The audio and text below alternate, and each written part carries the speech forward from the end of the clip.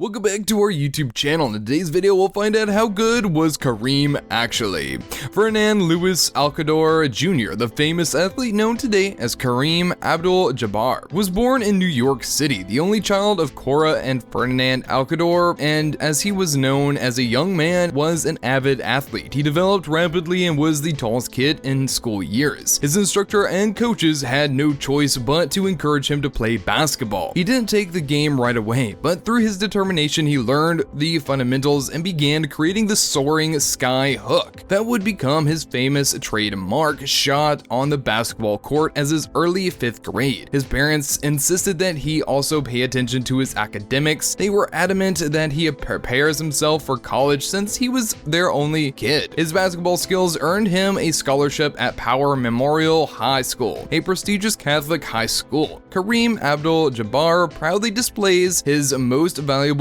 player trophy. When Lou Alcador was 15, he was playing for Power Memorial and the National Sports Press noticed him. In the Catholic School League in the New York City, he guided his club to 95 victories in 101 games and 3 straight titles. He was a high school All-American for 3 years. The best collegiate basketball teams were all competing for the young sensation's attention, but he quickly settled on the University of California, Los Angeles, UCLA, where he could train with legendary coach John Wooden. Coach Wooden had already won 2 championships with his squad, but the UCLA Bruins were about to embark in a historic winning run thanks to the youthful Lou Alcador at center. Kareem blocks a shot during a high school game. The National University Athletic Association (NCAA) banned freshmen from playing in the varsity collegiate competition at the time, but Alcador dominated the college game. But after he became eligible in his 2nd year, all 3 years from 1967 to 1969, the Bruins remained national champions, losing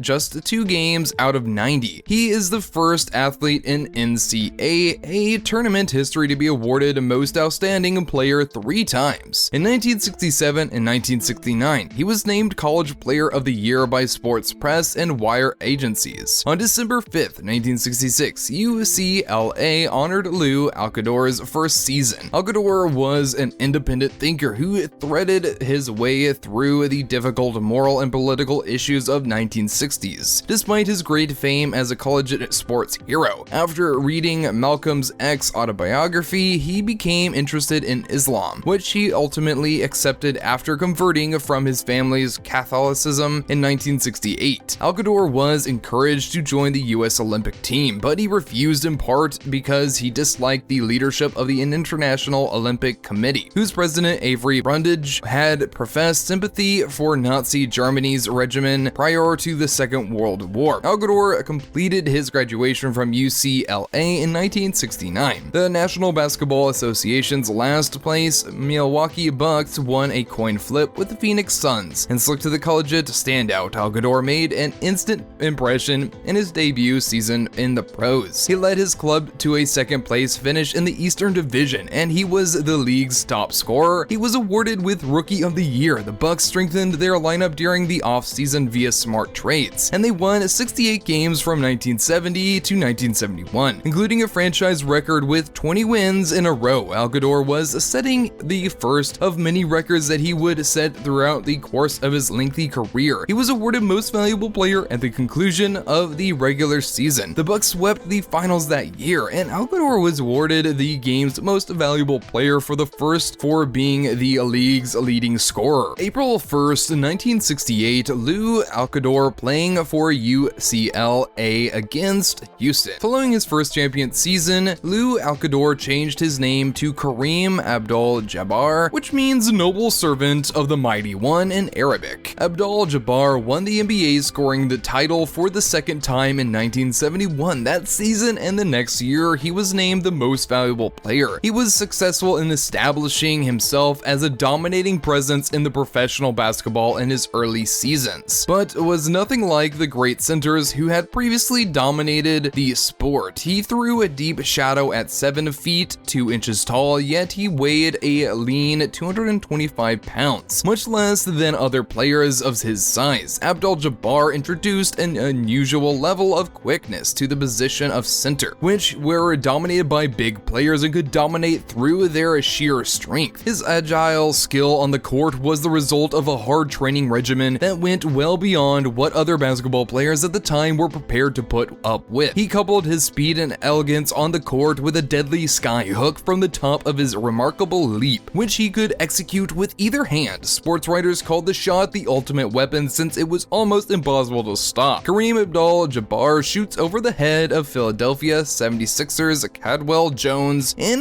the 1980 NBA Finals. During a mid-game collision in 1974, Abdul received a scratch on the cornea of his eye. He missed 16 games due to the fractured hand sustained in the same event. To avoid additional injury to his eye, he started using protective goggles on the court. The goggles became a trademark, and he became the game's most recognizable player. The Bucks' fortunes sank in the mid-70s due to the aging of several of Abdul Milwaukee's Jabbar's colleagues. After reaching the finals in 1974, the Bucks finished last the following season. Kareem Abdul Jabbar in action against the Philadelphia 76ers in the 1982 finals. Despite his outstanding performance in Milwaukee, Abdul Jabbar felt out of place in a northern Midwestern city with no significant Muslim population. He asked to be moved to either New York, where he grew up, or Los Angeles, where he had achieved fame as a collegiate athlete. He was transferred to the Los Angeles Lakers in 1975 when his presence resurrected a struggling club. In the first season with the Lakers, Abdul Jabbar was named the most valuable player. The team finished first in the second season, and Abdul Jabbar was voted the most valuable player for the 6th time in the 8 seasons, matching the previous record. Kareem makes a hook shot for the LA Lakers in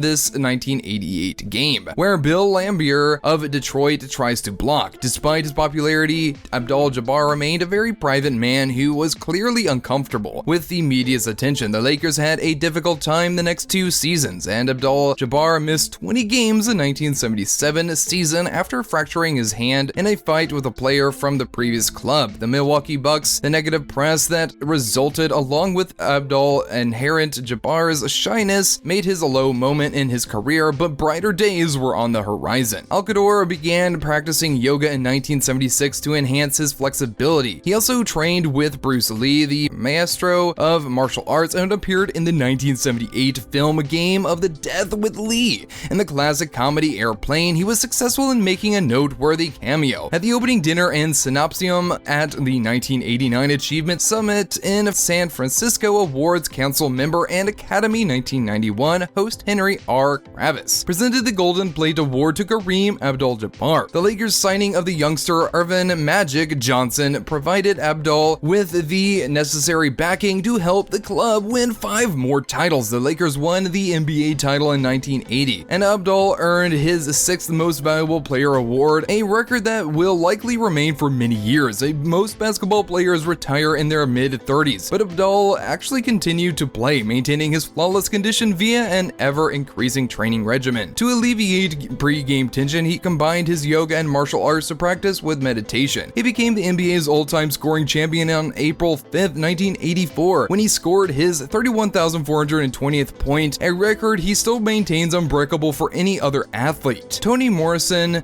a Nobel laureate in literature, and read On Shoulders of Giants by Kareem Abdul before appearing at 2007 Summit's closing synopsium in Washington. Since retiring from active play, Kareem has spent a lot of time writing his first book. An autobiography released in 1987 was The Giant's Steps, after a song by jazz musician John Coltrane, one of the Abdul's idols. Jabbar's Kareem published his second book, which witnessed a long narrative of his last season, interwoven with boyhood recollections and thoughts on his basketball career. Although he was worked as an assistant coach for Los Angeles Clippers and Seattle Supersonics, as well as the Oklahoma Storm of the United States Basketball League, his most memorable coaching experience was on volunteer of Alcasay High School on the Fort Apache Indian Reservation in White River, Arizona, which he recounts in his book A Season on the Reservation: The Black Profiles of Courage, A Legacy of African American Achievement, and Brothers in Arms, the tale of the all-black 761st Tank Battalion in World War II, are among the subsequent publications. On the Shoulders of Giants, his most recent book, is a look at Harlem